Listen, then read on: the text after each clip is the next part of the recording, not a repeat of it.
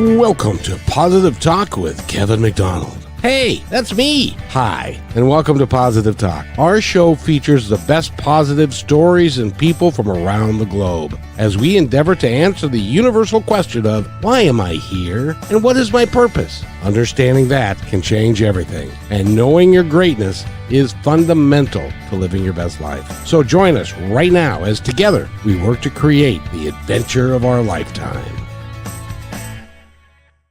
You know, a lot of times we get to create the adventure of our lifetime, but it's always fun when you go back into the mist of time and you get to talk about people that lived long ago and find out about them and so forth. And a lot of times they're kind of fictional, but we have an author today that Prichelle's going to tell us about. But first, Prichelle, you look ravishing today. It's nice to see you. How are you? Thank you. I am doing very good. Had a beautiful morning. Woke up, spent time with my cousin and my mom in the mountains. We collected rocks and sticks because you can't go without doing that. And now I'm here and very excited for this conversation. We have D.H. Morris with us today. Her website, if you want to check it out, is newclassicspublishing.com. And I'm going to let her tell us about what she does and why. So welcome and thanks for being here. Well, thank you for welcoming me, Rochelle and Kevin. I'm so happy to be with both of you. Rochelle, I do see a Ferris wheel behind you. I was wondering where you are. So I'm actually in Salt Lake City. Kevin is the one in Seattle, but I have ridden on this Ferris wheel and also gone to the Space Needle up over here. And it was just a fantastic experience seeing history and a whole new city that I've never seen before and got to learn so much. Well, thank you for letting me ask about you. Of course. I'm in Kansas City, and I wondered if Kevin is in Seattle. I'm born and bred, and been here my whole life, except for when I was a traveling chicken salesman, which may be the only chicken salesman you've ever met. I actually lived in Salt Lake City for a number of years, and I also just recently traveled through Washington. Beautiful state. Oh, very good. Well, don't tell anybody. There are enough people here already. A wonderful place called Leavenworth, Washington, which is a little Bavarian village. And we stayed 2 days there. It was wonderful. It was like stepping back in Germany. I lived in Germany for 12 years and really enjoyed it. But I am an author, and my book is The Girl of Many Crowns. And this is actually the history of some ancestors of mine. And I found out about the Girl of Many Crowns, or the girl who is the heroine of the Girl of Many Crowns, Judith. She was the first princess of France. And I found out because my aunt, who was the family genealogist, gave my husband and I a whole book of genealogy and a huge family tree that went back more than 1,000 years when we got married. And I think she wanted us to be the new family genealogists when she was going to pass the torch, because none of her family were interested. So we got interested in genealogy. And as I was looking back through the ages, I came across a story that seemed very strange to me. I found a 12-year-old girl married to a 50-year-old man, king. She's the princess of Francia. He's the king of Wessex. And then a year and a half, 2 years later, all of a sudden she's married to his 24-year-old son. And now she's 14. And then a few years later, maybe 3 years later, I find her married to the Count of Flanders, named Baldwin Ironarm. And I thought, this can't be. There's got to be something wrong here. I'm going to fix this on our genealogy. So I started delving into the records, and the more I found, the more fascinating the story became. And I found a really remarkable and inspiring story about Judith and Baldwin Ironarm. I found that she was the first queen to be consecrated by the church with the Holy Chrism. No queen had ever been consecrated before. They'd been made queen and pronounced queen but not anointed with the Holy Chrism, which in those days seemed to give a special power to that consecration, so that any children she would have more of the right to rule, and that she was blessed under heaven to be a special queen and set aside to be queen. But at 12, she is married by her father for political reasons to the King of Wessex. And when he dies, a year and a half into their marriage, she is married off again, but this time, in order to preserve that same alliance, to his son, who is a 24-year-old King of Wessex now. And he is not a very nice man. He's tried to steal his father's kingdom, and there was a lot of bad feelings there, and even took half of his father's kingdom. And then when he passes away, about a year and a half later, she decides, I'm going back to France. I'm not going to wait for my father to send for me. She has now grown from being a pawn into a young woman who knows what she wants and who wants to guide her own life and make her own decisions. When she returns to Francia, she tells her father she is not going to marry again under his command. And he decides that he's going to imprison her until she changes her mind. Her brother, who is the provincial king of Neustria, which includes Le Mans and Tours and other areas of Francia. His companion is Baldwin Ironarm, a very renowned knight. And which is why they called him Iron Arm, because he had an arm that was so strong that He was one of the few who actually had some success against the Vikings. Very few could have any success against the Vikings, but he did.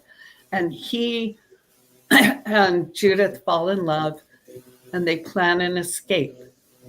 Mm-hmm. And when they escape from the palace, then they are chased around Europe. They have adventures. They have to flee ultimately to the Pope to try to get him to intervene for them. But it's a very interesting story, and it ends happily, and it's all historic, and it's a wonderful, inspirational story for young women who are looking for a girl heroine, and also for young men who are looking for a hero in the traditional style, my husband and my son, when they read it, said, well, this isn't Judith's book. This is Baldwin's book.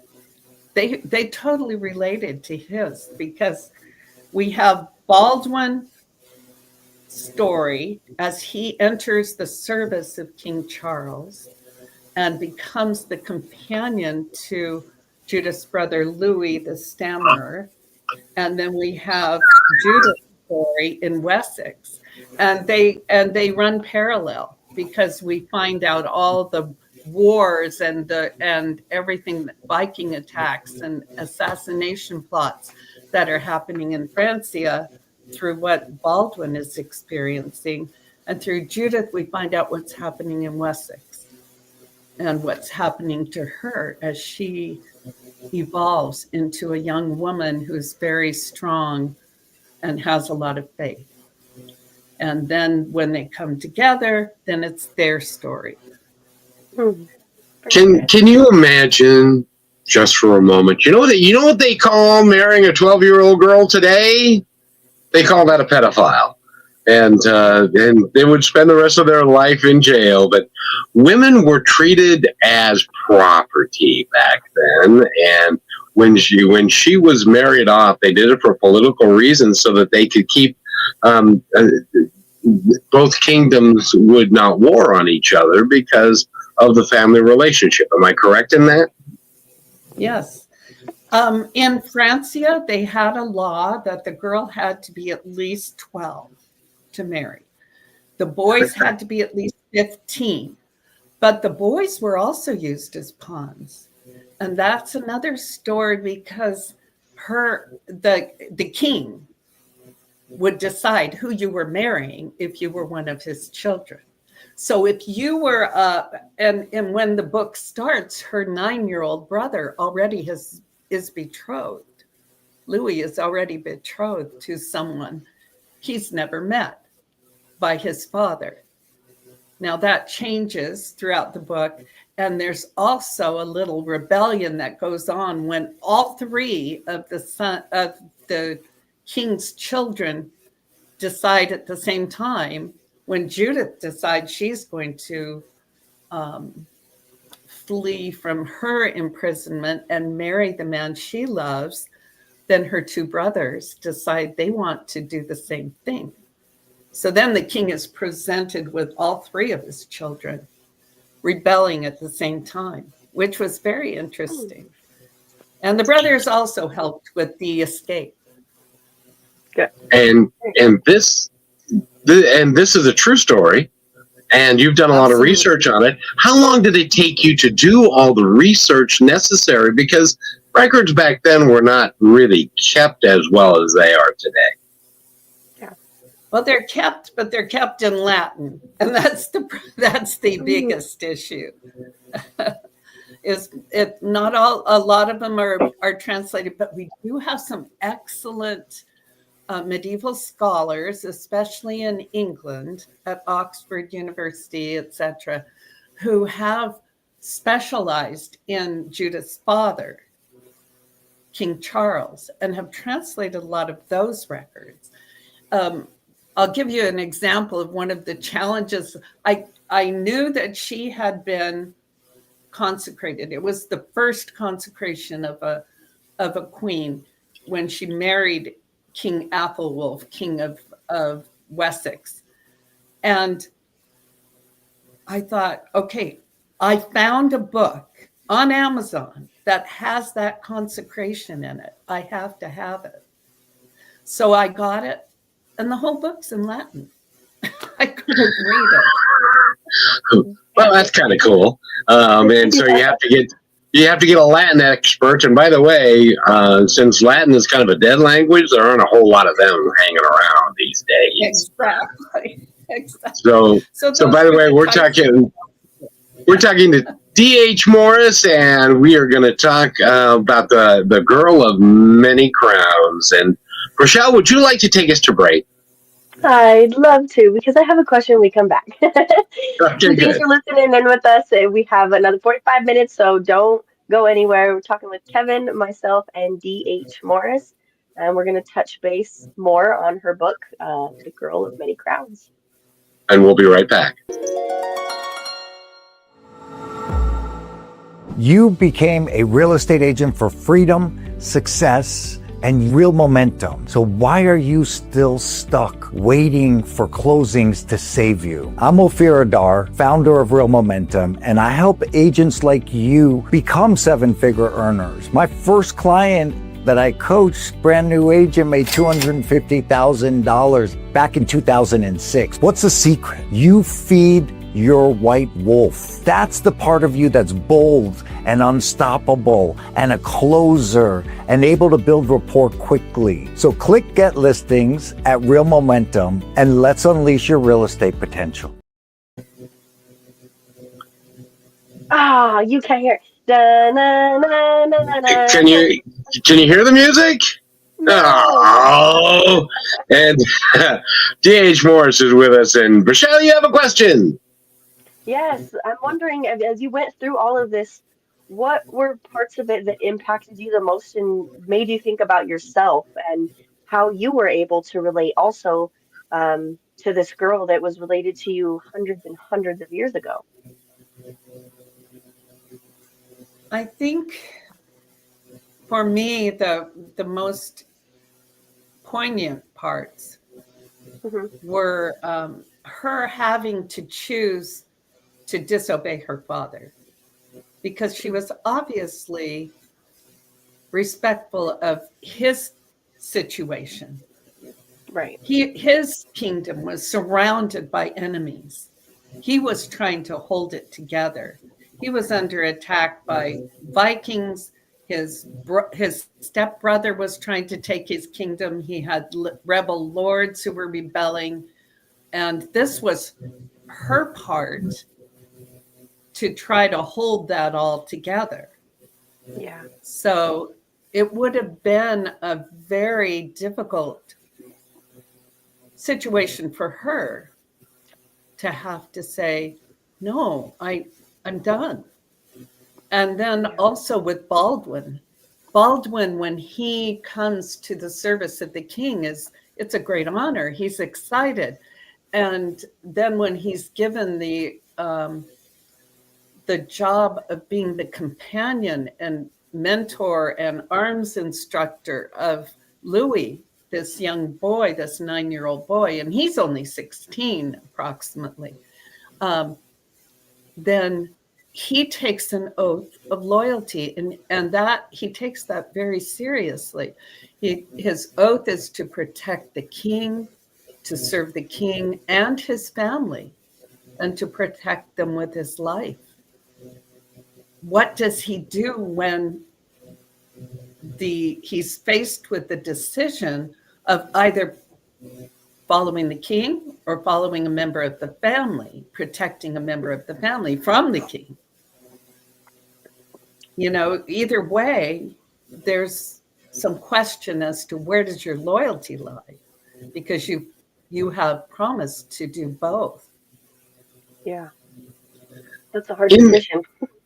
Boy, no kidding. Now, in the writing of the book and researching medieval times, as an example, several years ago, I had a medieval expert on, and I was asking her how it worked with castles, and one of the major things about a castle is, how did the bathroom thing work?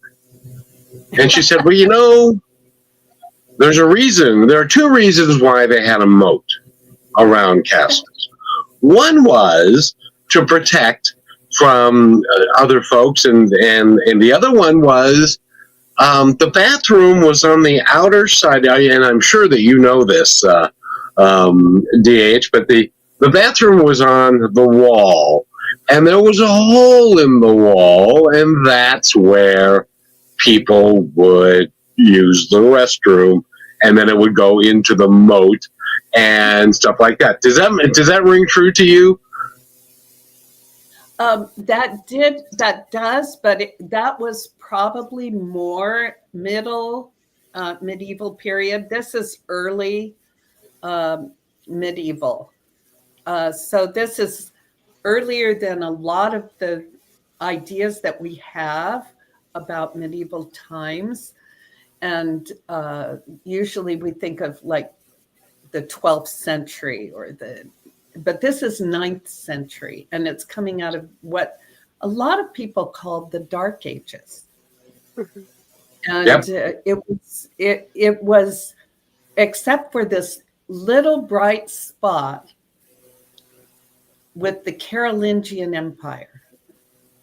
And it starts with Charlemagne, and Charles is Charlemagne's grandson. And it goes for maybe a couple of hundred years, and that's at the most, maybe 150-ish years. And then the Carolingian Empire is gone.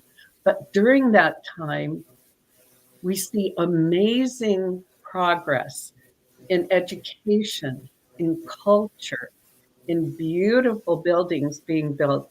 They didn't, the palaces that they had generally didn't have moats. They were, and the kings were called itinerant kings. So they had palaces every 15 to 20 miles apart sometimes.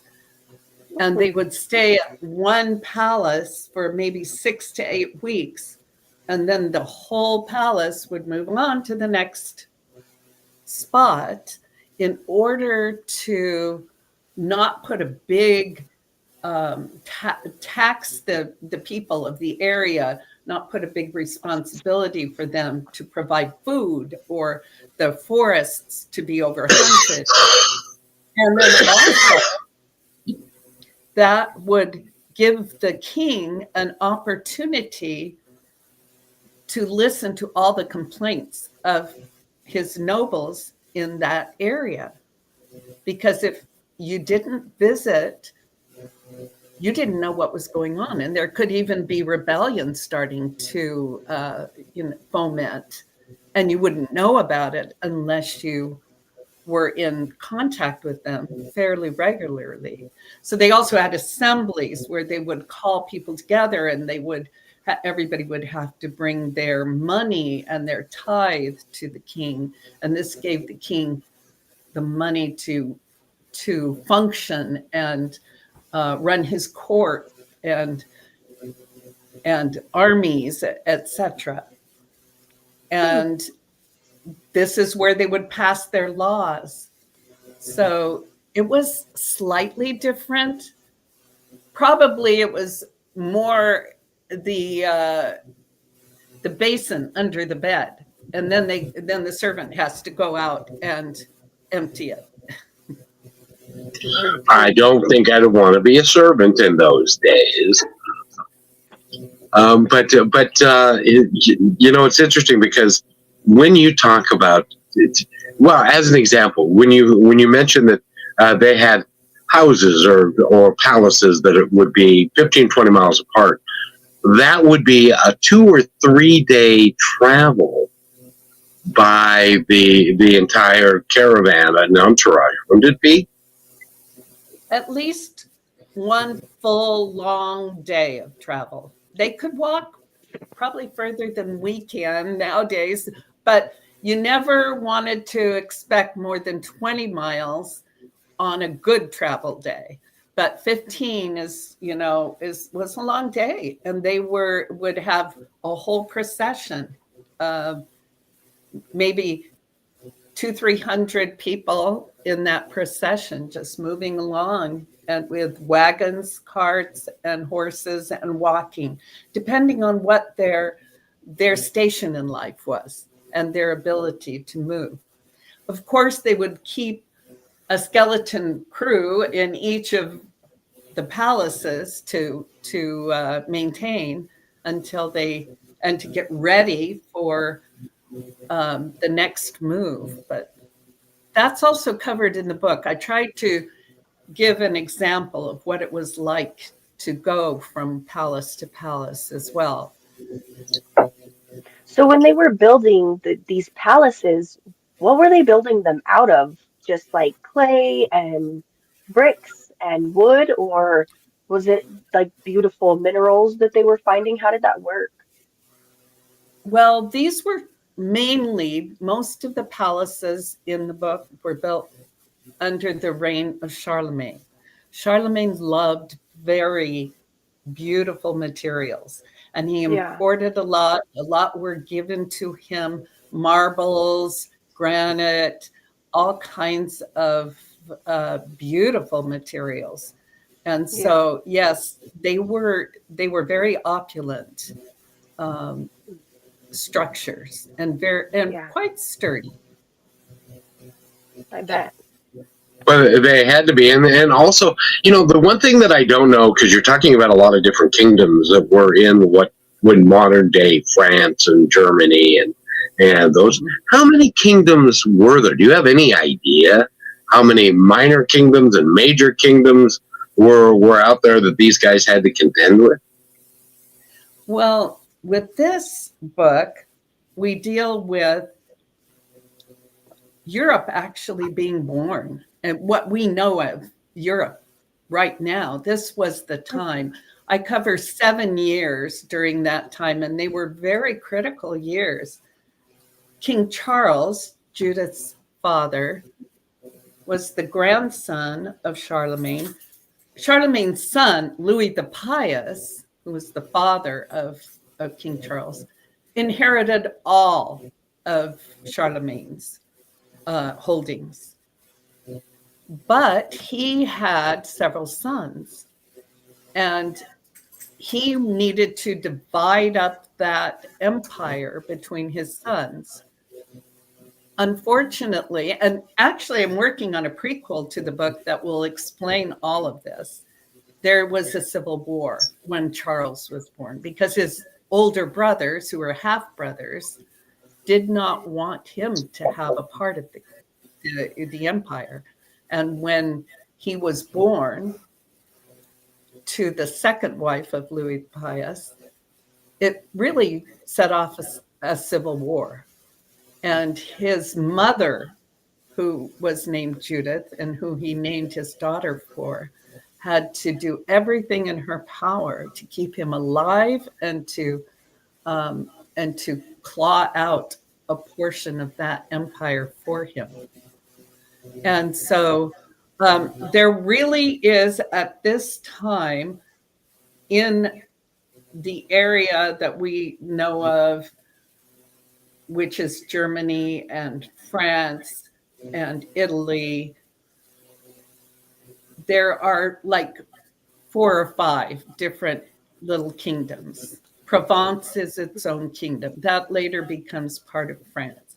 And one of the reasons why is because the king of Provence, who was a nephew of Charles and was also named Charles of Provence, he had epilepsy, and he was very ill, and he really couldn't marry. He didn't have any kids. It really was debilitating, to the point of debilitation.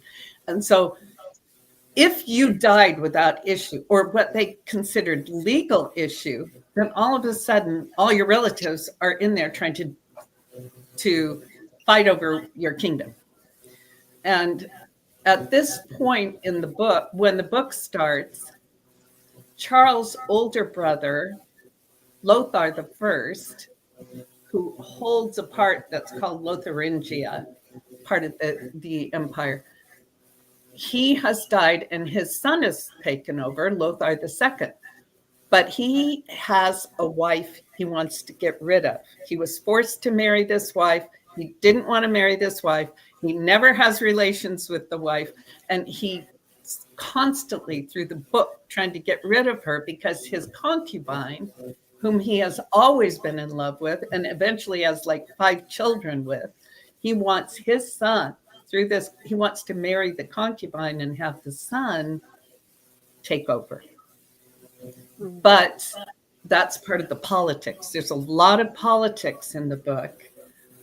And you see that Charles's counselor, main counselor, writes writes a treatise called Divortio, which is on divorce, which actually shaped the whole idea of the Catholic Church being against divorce for 1,000 years afterward. And he writes that mainly because he doesn't want Lothar II to be able to divorce his wife so that Charles maybe can get his kingdom afterward. And when Lothar does die, that little kingdom, Lotharingia, disappears, and it's divided between Charles and between his half-brother, Louis the German. And Louis the German gets, basically his holdings turn into Germany, Charles's turn into France, and there's also one other brother, a Louis, down in northern Italy, and they kind of divide up his too because he only has daughters and dies without having sons. How rude. He has only daughters. And girls don't deserve to be king or queen or any of that kind of stuff. By the way, we're talking with D.H. Morris. Rochelle, if you want to get a hold of her, how do you do it? I think the best way to see everything about what she's got going on is her website, which is thenewclassicspublishing.com. And you can see everything that she's done and some of her work on that website.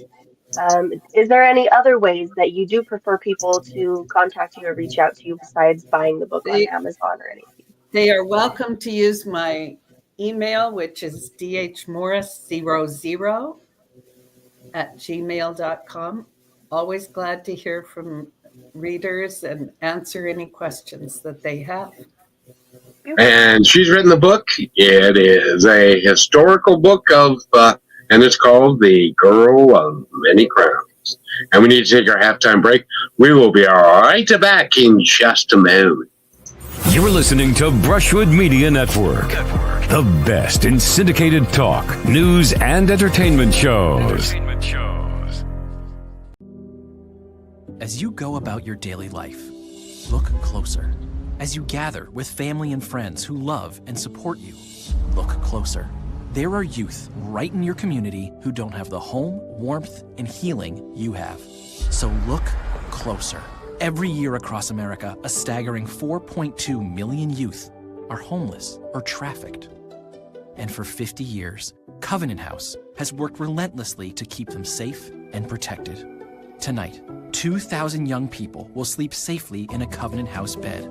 And tomorrow, they will wake up surrounded by love. They get clean clothes, hot meals, medical care, and a safe place to sleep. 24 hours a day, 7 days a week. In sites across America to help them fulfill the great promise of their lives. So look closer at Covenant House. To help or get help, go to covenanthouse.org. And welcome back. We don't have any music today. It's so discouraging. But Rochelle, it's interesting. Are you a fan of history? Are you familiar with medieval times and the poor people and what they had to deal with and all of that stuff and the lifespan? We were talking, and DH and I were talking a little earlier about, 50 years old was considered really old. And a lot of folks didn't make it that far. So, the history behind the book, DH, which is, it really is fascinating when you start looking at the intrigue of the palaces and how they lived and how many of them died, and in their 20s and their 30s and stuff like that. It was a different time. It was a different world. I don't know that we would recognize that world if we were to go back in time and look at it today. I think we'd want to come back. Yeah. Well, and correct me if I'm wrong, DH, but was it mostly sickness that took people out before we came up with ideas of medicine and things? Yes, that made a huge difference. Also, just learning cleanliness. Washing hands, they say, made a huge difference at learning the importance of that in not spreading disease. But it was until the late 1930s, early 1940 that we really even had anything to fight infections. So if you had an infection, that was it, unless your body was strong enough to fight it off. It wasn't, it was mostly disease. You're absolutely right. If you got sick, chances are you weren't going to. Yeah. Well, and the other issue was, even in battle, if you were wounded and that became infected, that could kill you. That was a death sentence for many people back then. So that's why a lot of people died even in battle. It wasn't like they had a triage team that could put your arm back on and stuff like that. If you got hurt, you were pretty much dead. Which is I got to ask you now, the armies that these kings had, and I know Charlemagne had a substantial army of thousands of people, I think. Am I correct in that? Well, the army was basically all of his, and it's the same for Charlemagne as well as for his sons and grandsons. At this time, it was made up of nobles and their servants. They would be taxed with, okay, it's time to go to war. You must bring so many people. And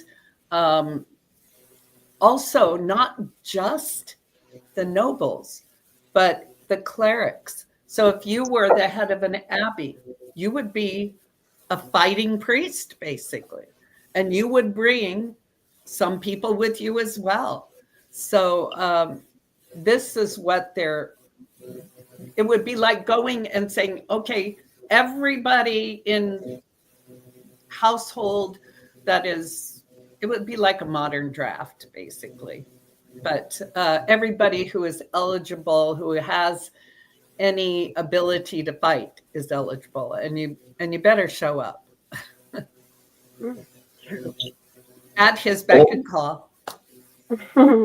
Yes, indeed. And of course, what he was, and the reason that the kingdoms were able to stay together, was the king was tasked with protecting everybody and the call to arms. And so if one of the lords was being attacked by, say, the Vikings, then his job would be to gather everybody else to go defend that kingdom or that lordship against the Vikings. Is that kind of how it worked?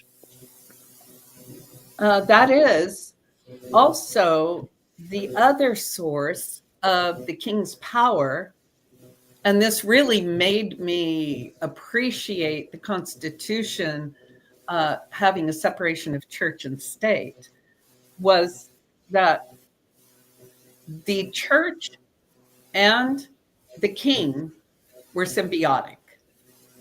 And the church preached to everybody how important it was to follow and do your duty to the king. And they would anoint the kings, and not every king got anointed, but they would give their blessing. If they didn't give their blessing to the king, there may actually be an uprising. They might say, oh, well, he's not a good king. And the church says that. So we're not going to follow him, or we're going to replace him with someone else. But the king also would then kind of fund all the abbeys and give money to, and the abbeys would also give money back in the form of tithe to him. So it was very symbiotic. And the more power the church, the more power the king had, the more power his clerics felt like they had. And so it was important that we have a separation of church and state. Well, in those days. Go ahead, Rochelle. Yeah. When they had these castles and different places of them, was it more of a situation of each castle was maybe not against each other, but not necessarily for each other? They weren't, um, they didn't work in relation. Like, let's say one castle was under attack, would the other castles go to help them? Or was it more separated, and could people have the chance that were like, I don't like this castle and I like that other king, so I'm going to go follow him and we're going to escape and go be a part of that? Which one was it Well, more of they were together or separated? There were some of the lords, the rebel lords, wanted Louis the German to be king instead of Charles. So that's Right. part of the challenges. That they were actually the lords of Aquitaine. And they were not all the lords of Aquitaine, but enough. And they became the rebel lords, the main group of the rebel lords who were trying to invite Louis the German to come in and be the ruler over Aquitaine, which was a part of Francia, King Charles's part of. And in reality, now I call it Francia because it became France. Francia was the general term for all of Charlemagne's realm for a while. And then when it was broken up, it was you're East Francia, you're West Francia, you're Middle Francia. But in the book, I refer to King Charles' part, which is Western Francia, as Francia, because in that day, they often referred to Eastern Francia, which was Louis the German's part, as Bavaria. And they often referred to the middle part as Lotharingia. It's kind of like in our country, when people all around the world say America, they know that means the United States of America, even though we have North America, South America. And in North America, we also have Canada and Mexico. And so really, but yet we kind of have, that term has become associated with us. And that's what happened with France. They kind of kept that Francia part. Interesting. And they had these rebel lords, so that you'll see that in the book, that pushing against that they're fighting against. And but all in reality, all the palaces are supposed to belong to the king and be united, but they obviously weren't always that way. The president's calling you. Our president's calling, and I'll call him back. So don't worry about it.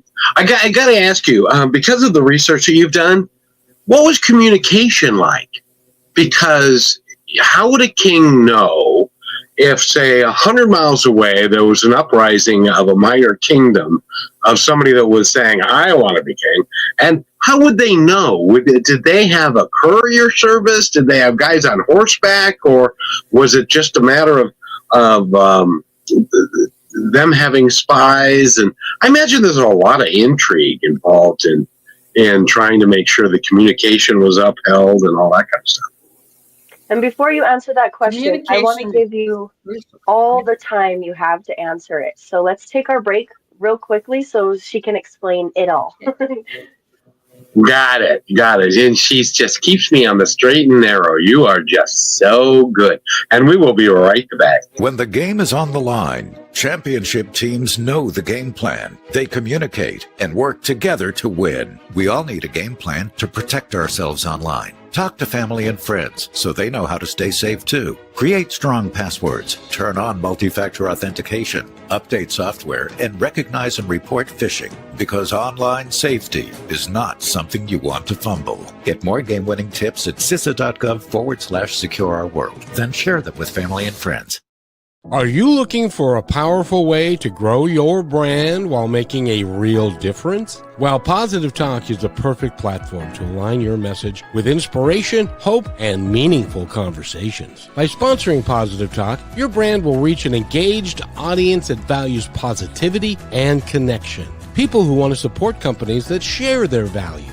Take this opportunity to showcase your business in a space that uplifts, inspires, and creates lasting impact. Don't wait. Email me, Kevin at kmmedia.pro today to learn how you can partner with us and spread positivity while growing your brand. And welcome back to the show, everybody. And Rochelle, did you have a question? No, I am interested on your question about communication, so I wanted to give her the floor to answer that. Yes.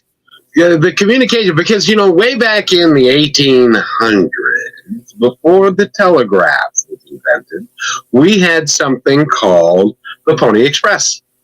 And those were guys that would carry the mail from the East Coast to the West Coast, and they had stations set up all over the place so that guys could, ride for half a day or a day, and then they could get new horses and all that kind of stuff. In Europe, did they have a similar situation of communication like that, and they set it all up that way? Well, yes and no. I mean, they didn't have like the Pony Express. Anyone, if they had enough money, could send a message to someone. But the king definitely had his own couriers, as well as we have Archbishop Hincmar, who is the primary counselor to the king. He was one of the most influential, I would say, clerics of the 9th century. And his writings were extensive. As I already mentioned, one of his writings, Divortio on divorce, actually influenced the Catholic Church ban on divorce for 1,000 years. And anyway, he had a network all across Europe, and it really was of clerics. And so he could send his couriers throughout all of it, Wessex as well as Francia, all the way down to Italy and out into Germany. And he could send messages. He would have them also keep an ear out for anything so they could send messages. So communication was key. And you'll see that it also represented in the book. It becomes very important. And it's also, so really, that's also why the kings moved around so much, is so that they could get a feeling for what was going on in the area before anything major developed. How long normally did it take to receive a message or to send one? A long time. It depends on where you were. And they could usually travel. If you're just traveling on horseback, I mean, you don't want to kill your horse, but you can usually do 20 miles per day, figure on that. You could push it further if you needed to, but the horse can only do that so often. And then you'd have to change horses too, because you don't want to break down a good horse. But that would, so you take however far you want to go. Now, if you're going all the way over to Wessex, you also have to cross the English Channel. And I tell about the crossing too. And that also depended on the weather. I mean, you could have a delay at the port for up to a week waiting for the winds to change, because the boats that they had were totally dependent upon the wind and the sails, etc. So you're talking, I mean, Judith, when she's in Wessex, it's a minimum of a month before she hears before she can get a reply to her father, before she can hear news of her brother, whatever, a letter from her mother. So it's not like sending an email like we have today. It's so, you're so spoiled. We can send something all the way around the world in a matter of seconds. It's amazing what we have. Well, and we can talk to you all the way in Kansas City, and we can do it instantaneously. And by the way, D.H. Morris is our guest, and she's written the book The Girl of Many Crowns. And what I really like about that is that the book that you've written and how you've done it, is that you kind of give a synopsis of each individual at the end of the book of what happened to them after the story unfolds within the book, so that you know who lived a long life, who didn't live a long life, who died in childbirth, all of that kind of stuff, so that people can get a real clear understanding of the history of it all, because that really was a challenging time, but a romantic time as well, I think. Unless you were a 12-year-old girl. That probably wasn't so romantic. When you want me to marry a 50-year-old man and I'm a 12-year-old girl, that would not go over well in this society. No. Luckily, her first husband was a very kind man. He was a very pious man, very religious man. And she said in one of the sources that I read, said that Judith said at his deathbed that he had always treated her as a daughter. And that was very kind.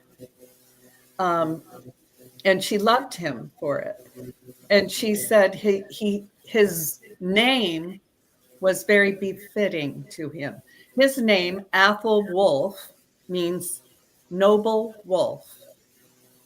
And she thought it was very fitting for him. Interestingly, my connection to Judith and Baldwin is their second child, their first child, Charles, dies as a baby. But their second child, Baldwin II, ends up marrying Athel Wolf's granddaughter. Athel Wolf was the father of Alfred the Great, and he plays a significant role in the book too. He's just a young child. He's only about 8 when Judith, the 12-year-old, marries his father. But they have a lot of interaction and a lot of good stories that go with that. Then when he actually inherits Wessex, totally unexpected, because he had all these older brothers who were supposed to inherit. They happened to all die off without issue that could take, well, Athelwolf sets it up so that as each son dies, the next son, rather than the children of that son, will inherit. That's a very unusual thing that he did. And Alfred inherits everything of Wessex. His daughter, Elfthryth, say that 3 times fast, Elfthryth, marries Baldwin II. So they continue that, they must have continued that relationship. She started as his stepmother. She goes to be his sister-in-law, and then their children married later. So and we come through Elfthryth. My connection. So I'm actually related to both the 50-year-old king and and Judith and Baldwin. That's awesome. Have you ever looked to see exactly how many ancestors are in your genealogy? I mean, it's got to be in the thousands. Yeah, thousands. Very, very much so. And also, we have Vikings and Viking attacks in here, and I do have some Viking ancestors. And we also have one of the rebels who is fighting against King Charles. His name is Robert the Strong. He is on King Charles' side, then he rebels, then he comes back. But he's also an ancestor of mine. And when the Carolingian Empire dissolves for lack of an heir, Robert the Strong's kids take over, and they become the Robertian Empire.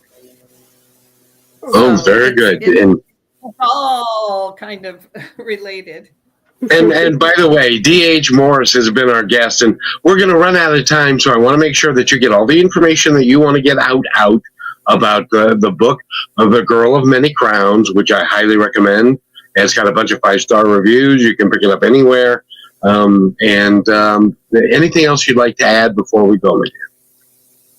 This is a book that is meant to uplift and inspire, and meant to give as close a representation of what actually happened in history as is humanly possible, while making it an enjoyable read. At the end of my research, I felt like I had earned a master's degree in early medieval history, at least in Europe. And I loved it.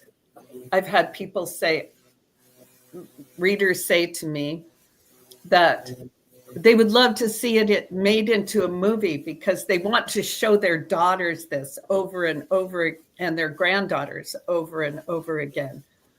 What a traditional heroine and a traditional hero can be like. Although I will warn you, if you're picking it up because you think it's going to be like a romance book, you'll be a little let down. It does have romance in it, but that's not the main focus. It is history. If you love history and you love adventure, it's more a history and adventure than it will be romance. There will be some romance, but that's not the focus. Well, romance is overrated anyway. I want the wars and the intrigue and the palace stuff and locking her up for years, and then she gets saved by the knight in shining armor who protects her and runs her all over that's what I want. I got it. So, D.H. Morris has been our guest. Good for you. That's right. Dang it. I love those kind of books, especially the ones that are real and true, because it's easy to make that stuff up, but sometimes truth is more interesting than fiction is. Yep. Absolutely. Yep. So, D.H. Morris has been our guest. Rochelle, what's her website? How do they get her?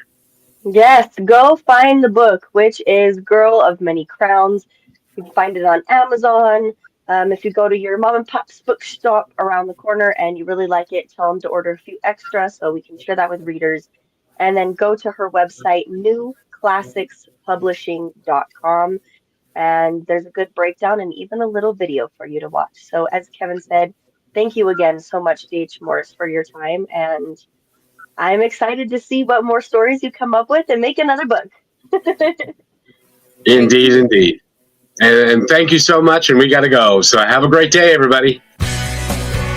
Thanks for listening to this episode of Positive Talk with Kevin McDonald. Our purpose is to provide everyone with a positive, entertaining, and educational experience. I would love your feedback and comments about the show, including possible topics and great guest suggestions. Please email me at kevin@kmmedia.pro.